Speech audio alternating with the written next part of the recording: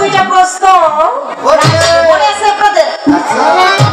আমি গান করেছিলাম, আমার গানের পেছনে একটি গান করলেন, ও তোর পাপে ভরা অঙ্গ, আগে করো সাধুর সঙ্গ, বাহির ভিতর আগে করো পরিষ্কার, প্রেম করা কিভাবে বা মানুষ হওয়া কিভাবে সহজ ব্যাপার। এই দেহে যদি পাপ থাকে, দেহটা পরিশুদ্ধ অবস্থানে আনা যায়, সে কখনোই পূত পবিত্র একজন পরিশুদ্ধ মানুষ হইতে পারে না। তাই মানুষ, আমরা সকলেই বলি মানুষ, প্রকৃত মানুষ কয়জন? ওই জালালউদ্দিন খান গানে বলেছে, হাত পা নিয়ে জন্ম নিলে মানুষ বলে কই না তারে, মানুষ হইতে কয়জন পারে?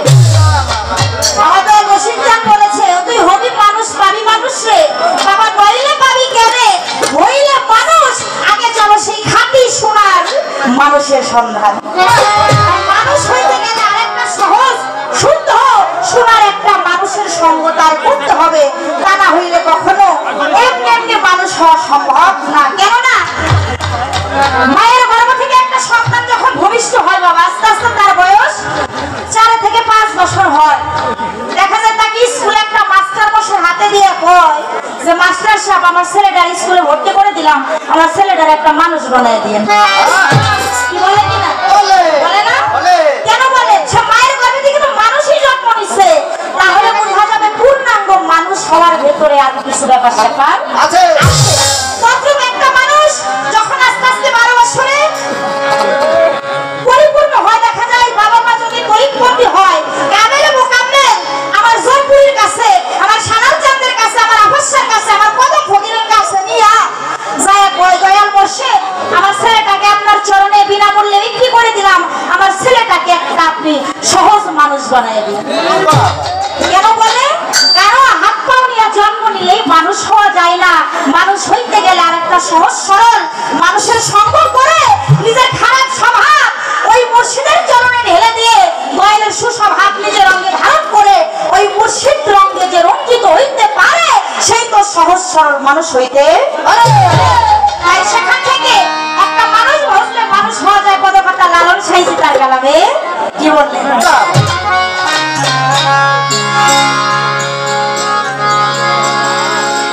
মানুষ ধরে খেপারে তুই সোনার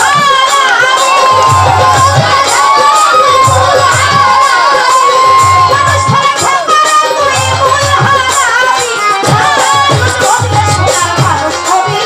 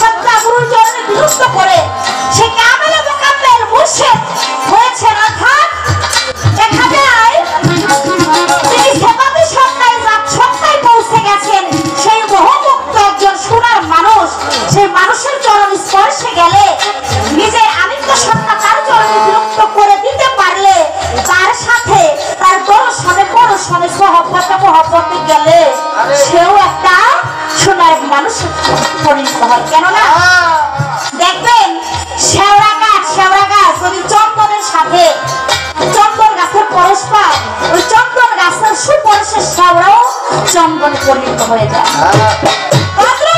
একটা পাপিষ্ঠ মানুষ যদি পরিশুদ্ধ একজন কামেল মুকাম্মেল মুর্শিদের চরণে সাহবত মহব্বতে যায়, সেই সোনার মানুষের সুপরশে দেখা যায় এই পাপী দেহটা ধন্য হয়ে যেতে পারে। বিশ্বের বিশাল বড় মাওলানা জালালউদ্দিন রুমি পারস্য কবি যিনি মস্তবী শরীফে বলেছেন, হে মানুষ, ভজন ক্ষেত্রে গুরুর চরণে ভজন মার্গে দুনিয়ার জগতে যদি কিছু না হতে পারো, তবে নিজেকে মনে মনে পথের ধুলা বানায়। আর সেই পথ মধ্য দিয়ে ওই ধুলার উপর দিয়ে যদি কোনো সাধু, মহাজ্ঞানী, মহামানুষ, সহজ মানুষ, সোনার মানুষ হেঁটে যায়, তার সুপরশে তোমার এই পাপ দেহটা ধন্য হয়ে যেতে পারে। তাহলে সোনার মানুষ হইতে চাইলে সোনার মানুষের সঙ্গ তার করতে হবে। এইবার আমার কাছে একটি প্রশ্ন করে গেছে, আমি গান করেছিলাম ভাষা মুখস্থ জ্ঞানে সাধন ভজন হবে কেন, বস্তুনিষ্ঠ বাস্তবের দরকার, পাগল কোনামার সাধন ভজন কঠিন এক ব্যাপার। সত্য সাধন করবি যদি মুর্শিদ ভজনের অবধি কইরা থাকো চরণে তাহা, তার রহমতের দ্বার খুলিবে, তিন সাগরের পারে নিবে, শুদ্ধ একটা গোসল করাইব। এখান থেকে আমার গানের থেকে পয়েন্ট ধরেছে, শুদ্ধ গোসল যখন হবে তিন সাগরের পারে নিবে, মধু খাবি বৈশাখের সময়। এখানে সে জানতে চায় তিনটা সাগর, এই সাগর কোথায়, কিভাবে সেই সাগরের দর্শন পাওয়া যাবে, বা সেই সাগরে কিভাবে গোসল করা যাবে। মূল হিয়াত, আবু হায়াত, নবুবিয়াত, এই যে তিনটা সাগর, এটা কোথায় আছে? আমার এই দেহের মধ্যে আছে। দূরে তল্লাশি করতে হবে না। এই যে তিনটা সাগর, গুরুর চরণ স্পর্শে যায়া দয়ালে যখন এই তিনটা সাগরের সন্ধান দিয়ে দিবে, আর গুরুর কাছে কর্ম করে এই তিনটা সাগরে সে শুদ্ধ গোসল যে করতে পারে, তার এই জীবনে আর আশা দেওয়ার হয়।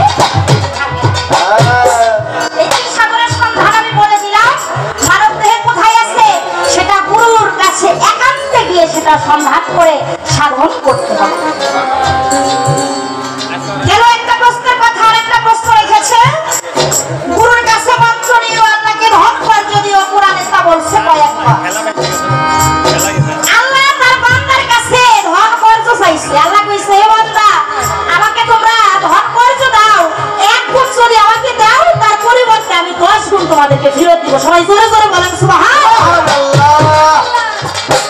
এই কর্জ হাসানা, এই কর্জ হাসানাটা কি, যেটা এক গুণ দিলে পরবর্তীতে মাওলা পাক তার বান্দাকে 10 গুণে দেখা যায় পরিপূর্ণতা করে দেয়। সেটা কি কর্জ হাসানা, সেটা তার বান্দার কাছেই চায়। কেন যায়? সেটা এক ফোঁটা মাত্র পানি। বাবা এবং মা যখন রণাঙ্গনে যায়, দেখা যায় মায়ের রজে বীজে মিলিত হয়ে বাবা এক ফোঁটা পানি মায়ের কুলকুণ্ডলিতে ঢেলে দেয়। সেখান থেকে মায়ের রেহেমে গিয়া দেখা যায় 10 মাস 10 দিন পরে হাতের জায়গায় হাত, পায়ের জায়গায় পা, চোখের জায়গায় চোখ, নাকের জায়গায় নাক, কানের জায়গায় কান, মাথার জায়গায় মাথা, 10 ইন্দ্রিয় নিয়ে মাথা থেকে পা পর্যন্ত সুন্দর একটা মানব দেহের নিয়ে চন্দ্র সরকারের দুনিয়ার উপরে আইসা স্টেজ বাবাই কি চন্দ্র সরকারে বানাই দিছিল নাকি? এক ফোঁটা পানি দিছিল। এই যে এক ফোঁটা পানি আল্লাহ কর্জ চাইছে বান্দার কাছে, আর এর বিনিময়ে আল্লাহ তাকে 10 ইন্দ্রিয় দিয়ে পূর্ণাঙ্গ করে একটা মানুষ বানায়া দুনিয়ার ভিতরে। এই কর্জ হাসানাটা আল্লাহ চেয়েছে যে আমাকে এক গুণ দাও, বিনিময়ে আমি 10 গুণ তোমাদেরকে দিব। এটাই ছিল তার কথা, আমি এখানে জবাব করি।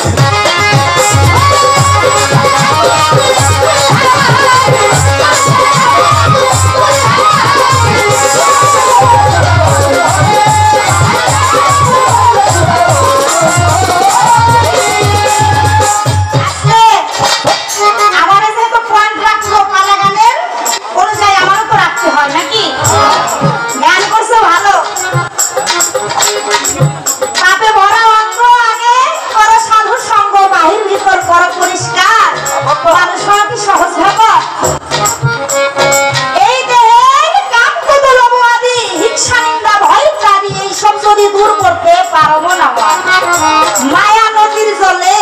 তুমি ডুব দিও কৌশলে কাপড় যেন ভিজে না তাই কৌশল। কঠিন কথা। বাবাজান বেদবি মাফ করবেন, কৌশলে ডুব দিব তা আগে পাচ্ছে না, আমার আগেই তো ভিজা হয়ে গেছে। আগে ডুব দিয়ে আরো তো টাইম পাই না, তার আগেই তো শেষ হয়ে যায়।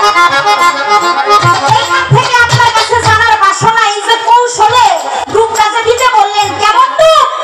আপনারা যে ভূত মাছ ছিলেন না, এই ভূত মাছ থাকে কোন জায়গা? কাদার মধ্যে থাকে না?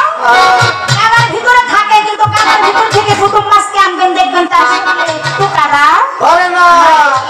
অর্থাৎ কাদার ভিতরে থাকে তবু তার শরীরে কাদা ভরে না। পত্রক তার গানে বলেছে মায়া নদীর জলে ডুব দিও কৌশলে কাপড় যেন ভিজে না থাইকো হুঁশিয়ার।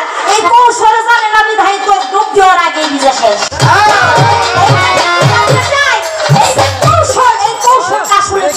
এটা কি মন্ত্র বলে নাকি ভক্তির বলে? কি জানা দরকার না? খারাপ লাগে নাকি আপনাদের? এই যে ভক্তিটা দিবে, এই ভক্তি এবং ডুবটা যে দিবে, এই ডুব দেওয়ার কৌশলটা কি? সেই মন্ত্রতন্ত্রটা কি? কি মন্ত্রটা আছে? সেই মন্ত্র কইরা ডুব দিলে কাপড় আর ভিজবো না, ডর ভয় থাকবো না। যত পারবো ডুব দিব, সে অটলে থাকবে, পরের দেশে আসবে না। সে বিষয়টা আপনি একটু আলোচনা করে আমাদের মাঝে প্রদান করবেন। আচ্ছা, শৈলপুর কারণায় আমরা দেখা যায় এই জ্বালা যন্ত্রণার মধ্যে আছি, আর এই জ্বালা যন্ত্রণার থেকে দূরে ধরতে হইতেই মুর্শিদের কাছে যাইতে হয়। এখানে যে কাম এমন একটা বিষয়, এই কামের নাকি আমার এই মানবদের ভিতরে ৫টি বান আছে। আমি জানতে চাই এই কাম কতটা বলি যে কামের কথা বললেন, এই মানব দেহের ভিতরে এই কামের ৫টি বান আছে। এই ৫টি বানের নাম কি এবং মানব দেহে ৫টি বান কোথায় কোথায় অবস্থিত আছে? সেটাকে কন্ট্রোল করতে পারলে তার আর ওই জ্বর ভয় থাকবে না। সে বিষয়টা আপনি একটু ভেঙে আমাদেরকে বস্তু দান করুন।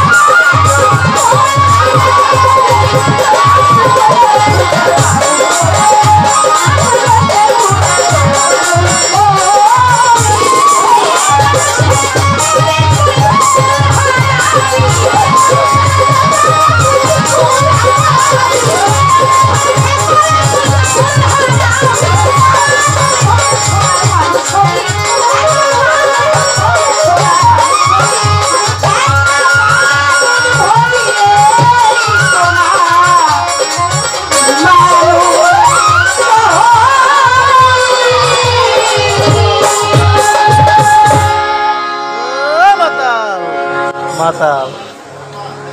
এই দেখো